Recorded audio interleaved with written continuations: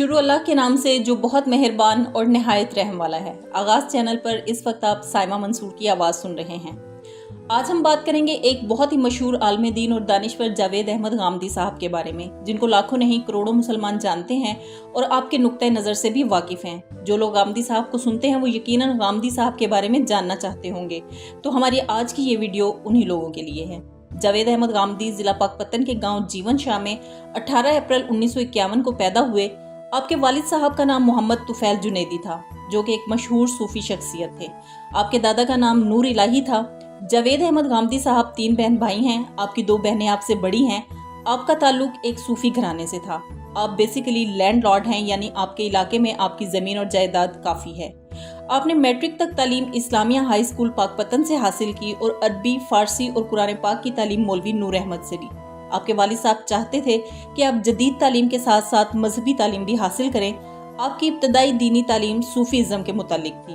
Matric کرنے کے بعد 1968 میں آپ لاہور آ گئے اور پھر لاہور میں ہی مستقل رہائش اختیار کی۔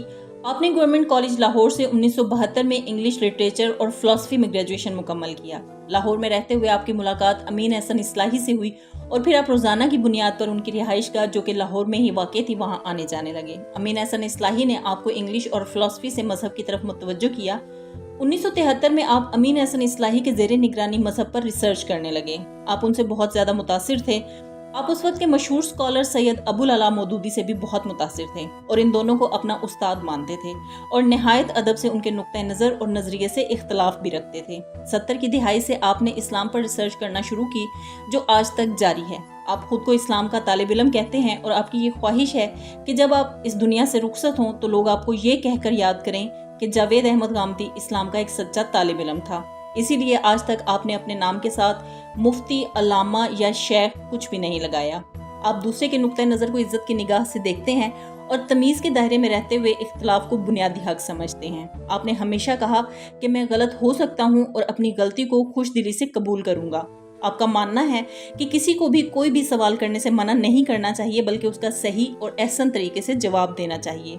آپ تقریباً 2 سال اسلامی نظریاتی کونسل پاکستان کے ممبر بھی رہے، لیکن ستمبر 2006 میں آپ نے استعفیٰ دے دیا۔ آپ بہت سارے ٹی وی چینلز کے ساتھ بھی منسلک رہے، جن میں سب سے پہلے جیو ٹی وی پر الف نام سے ایک پروگرام میں آتے تھے، پھر اسی چینل پر غامدی نام سے ایک پروگرام شروع کیا۔ لائیو ود غامدی آج ٹی وی پر نشر ہوتا رہا۔ اس وقت بھی آپ دنیا نیوز کے پروگرام علم و حکمت میں آتے ہیں۔ آپ کو نوجوان نسل بہت سنتی ہے اور بہت پڑھے لکھے لوگ آپ سے سوالات کرتے ہیں۔ جاوید احمد غامدی دلیل کے ساتھ ان کے سوالات کے جوابات دیتے ہیں۔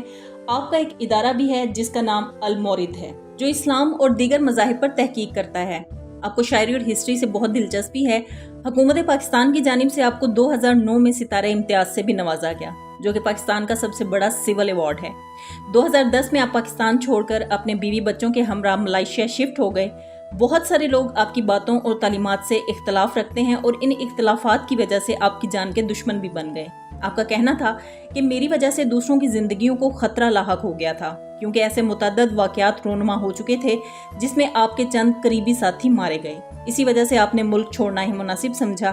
آپ کا ماننا ہے کہ موجودہ دور میں کمیونیکیشن کے ذرائع اتنے آسان ہو گئے ہیں کہ آپ دنیا کے کسی بھی کونے میں بیٹھ کر اپنی بات دوسروں تک پہنچا سکتے ہیں۔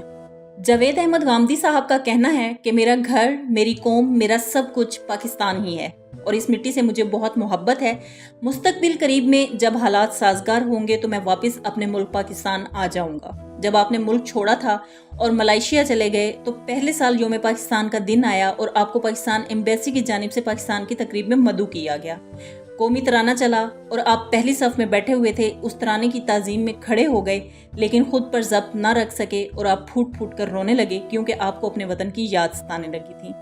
جاوید احمد غامدی کی تصانیف اسلام، میزان، البیان، مقامات، خیال و خامہ، برہان کتابی صورت میں موجود ہیں۔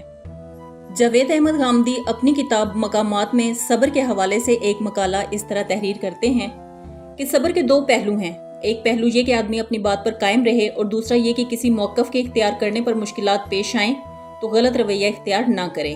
عام زندگی میں بھی مشکلات پیش آتی ہیں، احباب و اقربا اس پر صبر کرنے کی نصیحت کرتے ہیں۔ اس سے ان کی مراد یہ ہوتی ہے کہ رونے دھونے اور دل چھوٹا کرنے کی بجائے اس مشکل کو حوصلے سے برداشت کر لو۔ دین کی تعلیمات میں بھی صبر کی ہدایت شامل ہے۔ اس ہدایت کا تعلق عام زندگی کی مشکلات سے بھی ہے اور ان مشکلات سے بھی ہے جو راہ حق اختیار کرنے میں پیش آتی ہیں۔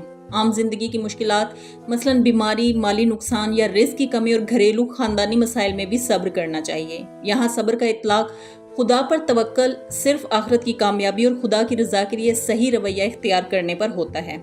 زبان پر حرف شکایت لانا، تقدیر کے خلاف احتجاج کرنا، بظاہر جو لوگ سبب بنے ہوئے ہیں ان پر غصہ کرنا اور اسی نوعیت کے دوسرے رد عمل صبر کے منافی ہیں۔ شکایت سے بلند ہو جانا، تقدیر کے خیر و شر پر ایمان رکھنا اور اپنی کوتاہی کی تلافی کرنا اور لوگوں کی خطاؤں کو معاف کر دینا صبر کا صحیح اظہار ہے۔ دینی زندگی اختیار کرنے پر بھی مشکلات پیش آتی ہیں۔ یہ مشکلات وہ مخالفت بھی ہے جو آدمی کو ماحول کی طرف سے پیش آتی ہے اور قدرت کی طرف سے پیش آنے والے حالات بھی ہیں جو آدمی کے قول، ایمان کی گہرائی اور استحکام کے متعین کرنے کے لیے پیدا کیے جاتے ہیں۔ اب اگر آدمی مخالفت سے گھبرا جائے اور مخالفین کے ساتھ بنا کر رکھنے کے لیے دین پر عمل میں کمی کی طرف راغب ہو جائے یا اللہ کی طرف سے آنے والی کسی آزمائش پر حوصلہ چھوڑ دے اور اس آزمائش سے نکلنے کے لیے دین یا دین کے کسی بھی جزء کو چھوڑنے پر آمادہ ہو جائے تو یہ چیز صبر نہیں ہے۔ صبر یہ ہے کہ آدمی حق پر ڈٹ جائے، ماحول کی مخالفت ہو یا قدرت کی آزمائش، ہر حال میں اپنے رب کی بات کو پکڑ کر رکھے۔ گویا صبر دل کے عزم، حوصلے کی بلندی، قدم کی مضبوطی اور منفی رد عمل سے گریز کا نام ہے۔ ہماری آج کی یہ ویڈیو یہیں پر اختتام پذیر ہوتی ہے۔ مزید معلوماتی اور تحقیقی ویڈیوز کے لیے ہمارے چینل کو سبسکرائب کریں اور بیل آئیکن پریس کر کے ہر نئی آنے والی ویڈیو سے مستفید ہوں۔ اجازت چاہوں گی۔ اللہ حافظ۔